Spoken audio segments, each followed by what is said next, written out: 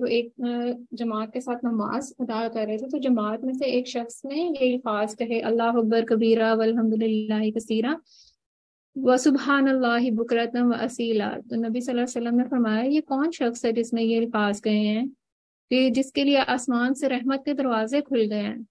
تو اس شخص نے کہا کہ یا رسول اللہ، میں نے یہ الفاظ کہے، اللہ اکبر کبیرہ والحمد للہ کثیرہ وسبحان اللہ بکرۃ واصیلا۔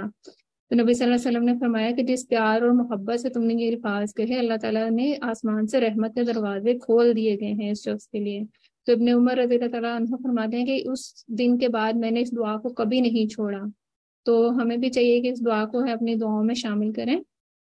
بہت ہی پیاری دعا ہے، اس سے آسمان کے سے رحمت کے دروازے جو ہیں وہ کھول دیے جاتے ہیں۔ اللہ اکبر کبیرہ والحمد للہ کثیرا وسبحان اللہ بکرۃ واصیلا۔ اللہ اکبر کبیرہ والحمد للہ کثیرا وسبحان اللہ بکرۃ واصیلا۔ اللہ اکبر کبیرہ والحمد للہ کثیرا وسبحان اللہ بکرۃ واصیلا۔